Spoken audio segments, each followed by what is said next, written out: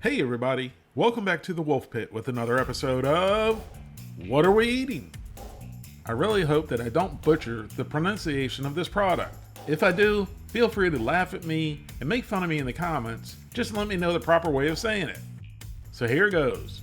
Today, we're going over the bibigo or bibigo Korean-style steamed pork and vegetable and chicken and vegetable dumplings. I found these in the frozen food section of my local grocery store, but you can also find them at your local Walmart for $3.52 for the 6.6 ounce box. So let's start first with the bibigo Korean-style steamed pork and vegetable dumplings, which is juicy dumplings filled with pork, cabbage, and onions. Here's the list of ingredients, and I love how they broke it down by the filling, the dough, and the dipping sauce. That makes it a lot easier for you, the people, to know exactly what you're eating. The nutrition facts are broken down as well for the dumplings and the sauce, but I can't imagine eating the dumplings without the sauce, so I'm going to add the two together. The serving size is the whole tray of 6 dumplings, which has 395 calories, 19 grams of total fat, 6 grams of saturated fat, no trans fat, 40 milligrams of cholesterol, 990 milligrams of sodium, 41 grams of carbohydrates, 2 grams of fiber, 7 grams of sugars, and 15 grams of protein. Here's the heating instructions, and they don't get much simpler than this. You cut one corner of the pouch to allow steam to escape, you place a sauce packet in warm water to thaw, and then you microwave the pouch on high for 2 minutes, and then you let it cool for 1 minute. Here's the dumplings and the sauce right out of the freezer. So now they go into the microwave on high for 2 minutes, and then they rest a minute. Here's our bibigo Korean-style pork and vegetable steamed dumplings after microwaving on high for 2 minutes and resting for 1 minute. So once we decided which one we wanted to try first, we shanked it with a plastic fork, also known as the forkasu. Do you guys remember the original, scientifically designed, razor-sharp plastisoo? Well, it may be making a comeback very soon. Unfortunately, they're still not available to the public. I'm no aficionado on steamed dumplings, but that dumpling looks pretty tasty to me. So into the old pie hole and down the gullet it went. As a word of caution to you, the people, so you don't scald your mouth like I did, let these rest for 2 to 3 minutes before popping them into your pie hole, because there's a good amount of lava hot juice that's going to burst into your mouth once you bite into the dumpling. The dumpling on its own was very good. The wrapper was nice and thin and tender and not very doughy. The cabbage and the onions inside the filling still had a nice crunch to them, and the pork itself had a good flavor to it. Now we drizzled the dipping sauce all over the remaining dumplings. And then with a forkasu, we shanked the saucy dumpling. And again, that looks absolutely beautiful. So once again, into the old pie hole and down the gullet it went. These pork and vegetable dumplings were good on their own, but the dipping sauce added the 3 S's: sweet, salty, and a little spicy.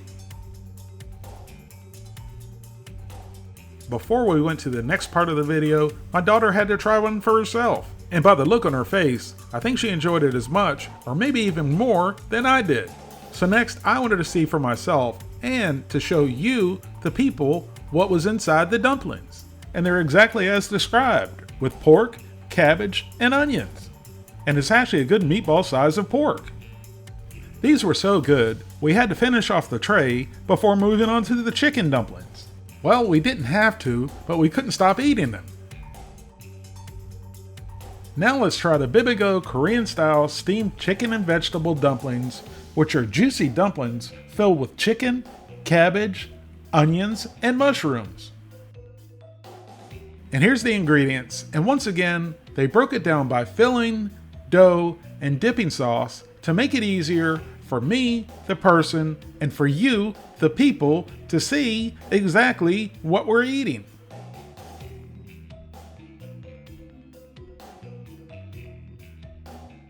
And once again, they've broken down the nutrition facts by the dumplings and the sauce. However, I'm going to combine the two because in my opinion, the dipping sauce is a must-have condiment for the dumplings. So the 6 dumplings in the packet of dipping sauce have 275 calories, 7 grams of total fat, 1.5 grams of saturated fat, no trans fat, 35 milligrams of cholesterol, 940 milligrams of sodium, 40 grams of carbohydrates, 2 grams of fiber, 6 grams of sugars, and 16 grams of protein. The frozen tray of dumplings look the same and the heating instructions are the same, so let's just jump to the already heated dumplings. So after heating in the microwave for 2 minutes and resting for 2 minutes, here's our chicken and vegetable dumplings. And the forcassou got busy early and shanked the dumpling. And once again, the dumpling is beautiful. Waiting that extra minute for these to cool off really paid off, and I didn't burn my mouth when I shoved it into my pie hole and sent it down my gullet. And just like the pork dumplings, once I put this into my pie hole and bit down, zesty flavorful juices exploded into my mouth. And just like the pork dumplings, the wrapper was nice and thin and wasn't doughy at all. The chicken filling was savory and very moist, the cabbage and onions still had a nice little crisp to them, and although they had mushrooms in it, the flavor was very subtle. Next, we poured the dipping sauce over the 4 remaining dumplings. And the forcassou went back to work.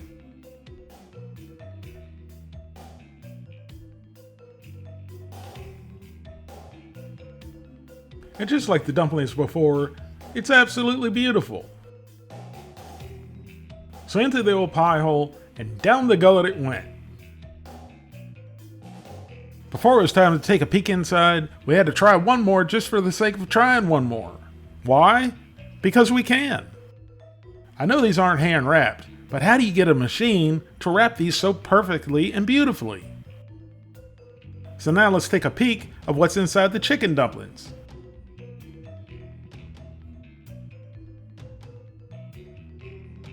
And there you have it, the chicken, the cabbage, the onions, and even though you can't see them, the mushrooms. Adding the mushrooms to the chicken dumplings was a great idea and it worked well. Chicken just doesn't have as much flavor as pork, and the mushrooms added a nice subtle flavor that the chicken needed. So even though we had to fight the tray for the last one, we finished up both trays. The chicken and vegetable dumplings and the pork and vegetable dumplings both were absolutely delicious, with and without the dipping sauce. But the sauce is necessary in my opinion, and they're very reasonably priced at $3.52 for the quality you're getting. Between the pork and the chicken dumplings, I preferred the pork. I think they just had a little bit more flavor. So I'll give the pork and vegetable dumplings a 9 out of 10, and the chicken and vegetable dumplings an 8 out of 10. Thank you all very much for watching, and I'll see you soon.